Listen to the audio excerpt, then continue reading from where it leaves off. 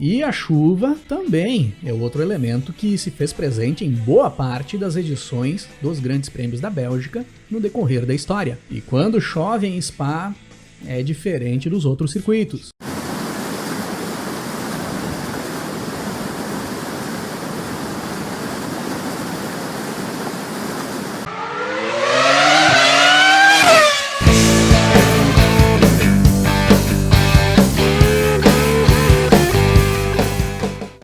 Comentário do Matheus no vídeo antes do Grande Prêmio da Bélgica, na quinta-feira passada. Essa corrida promete. Espero que sem toques nas disputas por posição, porque Spa é tenso, ainda mais com chuva. É verdade. Quer dizer, às vezes não. Outro comentário bacana aqui do Richard Fernando. Vamos lá, Pérez! Antônio Carlos Júnior. Glória, a Fórmula 1 vai voltar. Tô agoniado aqui em casa, sem nada pra fazer no fim de semana. Ô Antônio, conta pra nós aí o que tu fez esse domingo. Ih, rapaz. É, pessoal, Grande Prêmio da Bélgica 2021. Quem diria? E o mais engraçado é que o que o pessoal mais palpitou no vídeo de quinta-feira passada, no vídeo que eu fiz antes do Grande Prêmio da Bélgica, foi que teríamos uma corrida com chuva, muita gente pedindo chuva na corrida e muita gente dizendo que o Lando Norris venceria esse Grande Prêmio da Bélgica. E eu até falei lá no meio dos comentários sobre esses palpites do Norris. Tomara que essa pressão aí não dê zica pro garoto. E olha aí o que aconteceu. E vocês tinham muita razão no que vinham falando ali nos comentários. O Norris, na minha opinião, foi o grande destaque do treino classificatório. Ele foi o piloto que andou o tempo todo muito no limite e no decorrer do treino se colocou como o favorito a buscar a pole position, ou pelo menos uma primeira fila, brigar de frente com o Max Verstappen. E o acidente na abertura do Q3 foi um prejuízo gigante para o Norris. Na minha opinião, esse acidente tirou das mãos do Norris a sua primeira pole position na Fórmula 1. E na minha opinião, esse acidente do Norris foi erro da direção de prova. A direção de prova falhou em não interromper o treino antes de os pilotos abrirem a volta rápida ali no início do Q3. Ah, mas o Norris também é responsável, ele não devia ter acelerado tudo. Cara, os pilotos são inconsequentes. Se eles estão na pista e tá tudo liberado para eles baixarem o pé no acelerador, eles vão baixar o pé no acelerador e vão tentar andar no limite. Eles não estão muito aí pro risco. Se vocês querem ter uma ideia real de como esses caras não estão nem aí pro risco, eu recomendo que assistam ao documentário do Fernando Alonso, que tem disponível no Amazon Prime Video, na parte em que o Alonso vai fazer o treino de classificação para as 500 milhas de Indianápolis, com o carro todo fora do padrão de altura, após os mecânicos terem cometido um erro na hora de regular a altura da suspensão. E quando o Alonso entrou na pista, o carro batia no chão sem parar. Mas ele pisa tudo que ele consegue para fazer as voltas rápidas e tentar buscar a classificação. Se vocês não assistiram esse vídeo do Fernando Alonso, assistam e deem uma atenção para essa parte do vídeo. Após o treino classificatório, o pessoal pergunta para o Alonso por que ele se arriscou em ir para a pista com o carro naquele estado para andar mais de 350 km por hora num circuito oval. E prestem atenção na resposta que ele dá. Então a responsabilidade de parar esses caras, de não deixar com que a irresponsabilidade deles coloquem a integridade física deles e de outros pilotos em risco, é da direção de prova. É como se estivessem cuidando de crianças. E a direção falhou ali no início do Q3. Esse acidente do Norris poderia ter sido evitado se tivessem interrompido o treino e esperassem 10, 15 minutos para retomar, como foi feito após o acidente. Ainda bem que não aconteceu nada mais grave. O Norris saiu ileso, tudo certo. Ficou só no prejuízo da posição de largada do Norris mesmo. Vale destacar também os fracos desempenhos da Alpine e da Ferrari na pista molhada em Spa. Eu já imaginava que a Ferrari não teria bom desempenho em Spa-Francorchamps, porque o carro da Ferrari não tem potência suficiente para competir com os carros lá da frente em pistas de alta velocidade. Apesar deles já terem melhorado um pouco no decorrer da temporada, para essas pistas que andam muito tempo em alta, eles ficam para trás. Só que a pista molhada atrapalhou mais ainda a Ferrari. Tanto o Leclerc quanto o Sainz não conseguiram andar bem no decorrer dos treinos. E a Alpine, que eu imaginava que na pista seca iria render bem em Spa, a pista molhada atrapalhou bastante. Principalmente o Fernando Alonso não conseguiu andar bem nos treinos.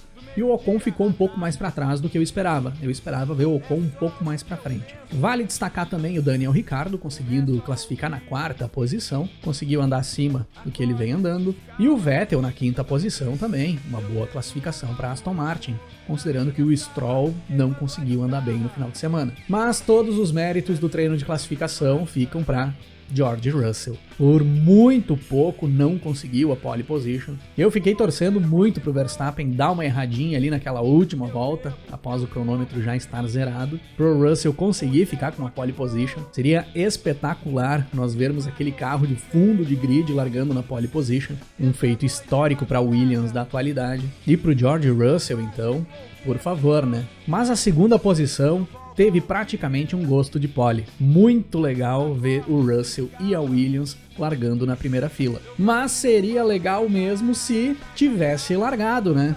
O que podemos falar da corrida no domingo, pessoal? E que corrida de domingo? Na minha opinião, realmente não tinha condições de correr naquela situação. Principalmente a situação que se apresentava ali na hora da largada. A pista estava muito molhada. Se liberassem para correr, é muito provável que não teríamos uma volta. Ia ter acidente, ia ter safety car e não iria se desenrolar a corrida em nenhum momento. Em algumas partes ali, do decorrer das horas em que ficamos aguardando para ver se ia ter alguma largada, eu até acho que teve algumas brechas que daria condições de entrar e correr. Só que eram brechas pequenas, em seguida a chuva voltava forte.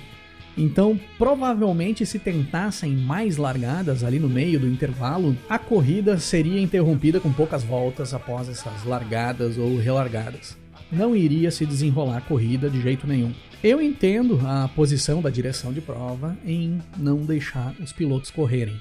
Como eu disse antes, cabe a eles segurarem a inconsequência desses caras, ainda mais com a pressão que eles já tinham tomado com o acidente do Norris no sábado. Então o fato de impedir que os pilotos disputassem a prova, na minha opinião, foi acertado. Eu acho melhor nós ficarmos irritados porque não teve corrida do que ficarmos tristes com algum incidente mais grave se os pilotos tivessem corrido. Agora, a decisão tomada pela direção de prova de contabilizar o Grande Prêmio da Bélgica como disputado sem que houvesse pelo menos uma largada dessa corrida, isso eu achei um absurdo. De todas as decisões que poderiam ter tomado, na minha opinião, tomaram a pior. E a que mais prejudica quem faz esse esporte ser uma realidade: o público. Foi uma falta de consideração enorme com quem acompanha a Fórmula 1.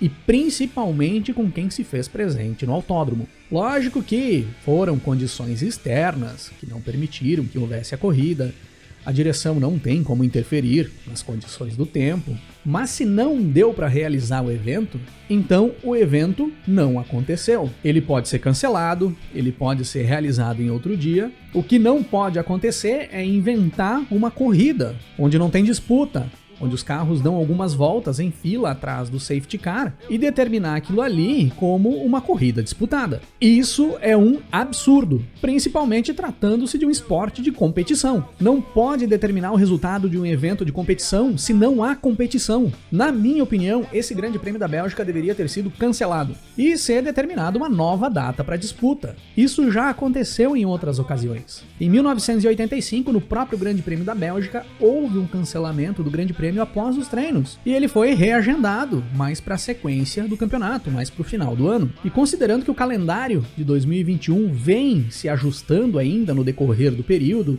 tem ainda grandes prêmios sendo cancelados, datas de grande prêmio sendo trocadas, encaixa o Grande Prêmio da Bélgica em um intervalo desses e realiza ele de forma completa. E se não der para realizar no decorrer do período, cancela. Mas isso que foi feito é ridículo. Deram um jeitinho na situação para dizer que o Grande Prêmio foi realizado e se livrar do problema sem ter grandes prejuízos. Quando se administra um evento do tamanho do Campeonato Mundial de Fórmula 1, tem que estar preparado para esse tipo de situação e tem que aceitar que às vezes os imprevistos podem te causar prejuízos. E não se pode fugir disso, principalmente transferindo esse prejuízo para quem faz com que esse esporte seja realidade, que é o público. Se não existir o público, não existe Fórmula 1. Foi uma vergonha o que aconteceu nesse Grande Prêmio da Bélgica. E vai ficar registrado aqui no Rock and Race como um dos grandes prêmios mais ridículos da história da Fórmula 1.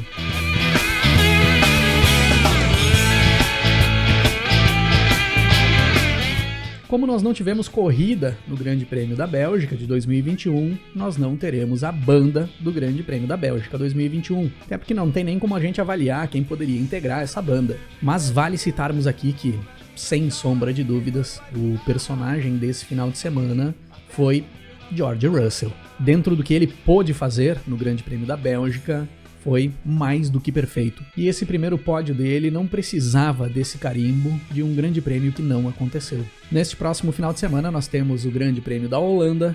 Vocês já podem começar a escrever aí nos comentários os palpites de vocês para esse grande prêmio. Só, por favor, vamos pegar leve nos palpites de vitória do Lando Norris e também nos pedidos de chuva. Vamos com calma e cautela e torcer para que tenhamos corrida nesse próximo domingo. Grande abraço para todo mundo. Eu vejo uma banda na calçada com todos aqueles caras, as lendas do rock and roll.